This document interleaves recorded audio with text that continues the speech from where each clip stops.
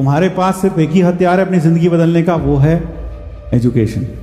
अगर आप इसको ढंग से पढ़ रहे हैं, पढ़ाई कर रहे हैं, तो आप अपनी ज़िंदगी को बदलने की तरफ चल रहे हैं। कोई नहीं आता ज़िंदगी बदलने के लिए। और अगर तुम एक मिडिल क्लास आदमी हो, एक गरीब आदमी हो, तो अपनी ज़िंदगी बदलनी तुम्हें खुद से पड़ेगी, अपने हाथों से बदलनी पड़ेगी। What we say in PW कि फेल फास्ट, करते जाओ फेल होते जाओ, करते जाओ फेल होते जाओ। 20s में तो ये करना चाहिए। By the mid of 20s और the late 20s you will definitely have lot of experiences। दुनिया का कोई भी इंसान ऐसा नहीं है जिसने मेहनत किया और उसको रिजल्ट नहीं मिला। तुम कहते हो सर मुझे नहीं मिला, ऑनेस्टी से अपनी गलती एक्सेप्ट करो, कहां हुआ है। ऐसा कभी नहीं हो सकता कि आप में इंप्रूवमेंट नहीं होगा। क्लियर है? तो सबका डेल्टा टी थोड़ा अलग अलग होता है। याद रखना बेटा, दुनिया में ना तुम्हारा किया हुआ मेहनत तुम ही तक घूम के आएगा। तुम्हारे सोचने समझने की क्षमता, तुम्हारे लड़ने की क्षमता, डिसीजन मेकिंग क्षमता, टाइम मैनेजमेंट की क्षमता, सब कुछ यहां पर होगा। प्रेशर झेलने की क्षमता, सब कुछ यहां पर होगा। डॉक्टर बनने के बाद भी कॉलेज में जाएंगे तो संघर्ष होगा, कॉलेज से निकलेंगे तो भी संघर्ष होगा। तो संघर्ष करने का जो एटीट्यूड है ना, वो एक बार डेवलप हो जाए ना, तो तुम लंबा खेलोगे।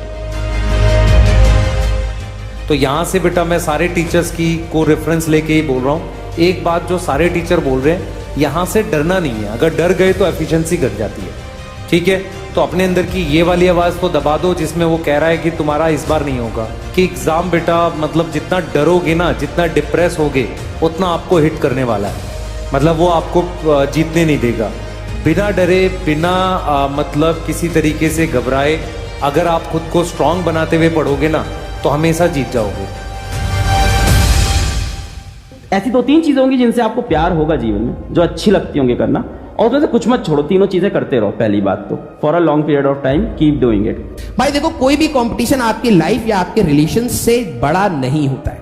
ये एक फेज है जहां पर आपने, ध्यान से समझना, जहां पर आपने डिसाइड किया है कि आप एक कंपटीशन एग्जाम की तैयारी करेंगे। अब देखो यार, यहां पर एक चीज मैं आप सभी लोगों से एक और बात बोलूंगा, ठीक है, कि हमें सर किस एक्सटेंट तक अपने आप को पुश करना चाहिए इस प्रिपरेशन के लिए। तो आपके जो बने बनाए नोट्स होते हैं वो बहुत ज्यादा इंपॉर्टेंट होते हैं।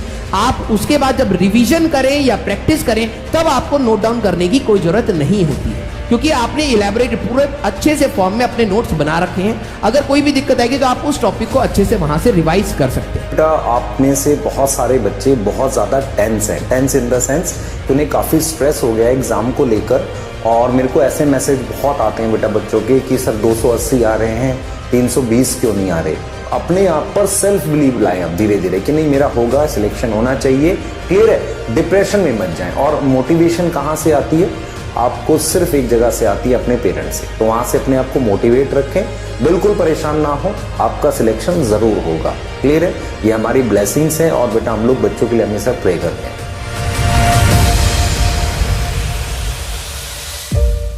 280 320 का गैप एक्चुअल में बड़ा है। ये आपको ऐसे लगता है कि बहुत छोटा गैप है, बड़ा गैप है।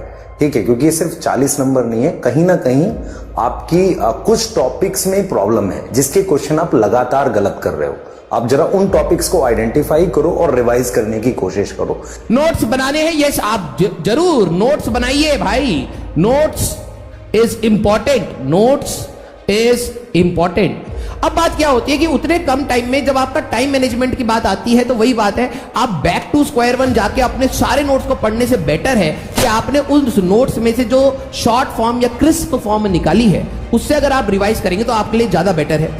और सबसे ज्यादा इंपॉर्टेंट लाइफ में यही होता है कि आप लड़ना सीखे।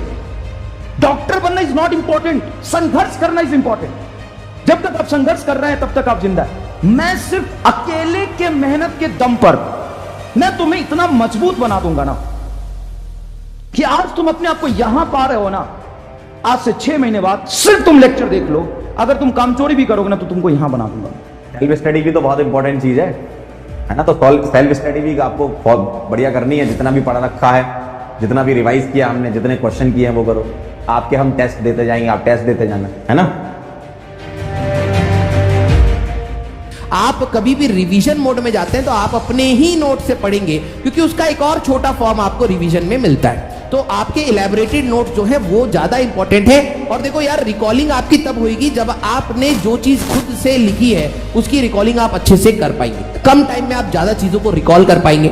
आपको हमेशा अपने नोट्स बना के रखने हैं और किसी दूसरे के नोट से आपको कोई फायदा नहीं होगा। बिलीव मी, कोई फायदा नहीं होगा। सर मेरे पास अभी समय नहीं है, तब भी फर्स्ट नोट्स आपके ही खुद के होने चाहिए, क्योंकि जब हम लोग किसी चीज की प्रिपरेशन कर रहे होते हैं तो हम लोगों को बहुत सारी चीजें खोनी भी पड़ती हैं अपनी लाइफ से, ठीक है। और कई बार वो बहुत इंपॉर्टेंट पैरामीटर्स हम लोग मिस कर जाते हैं जस्ट फॉर द प्रिपरेशन। एक चीज याद रखना, एक मीडियम क्लास इंसान की जिंदगी बदलने के लिए कोई फरिश्ता नहीं आता, उसको खुद अपने हाथों से बदलनी पड़ती है, उसको खुद अपने हाथों से जिंदगी को बदलना पड़ता है।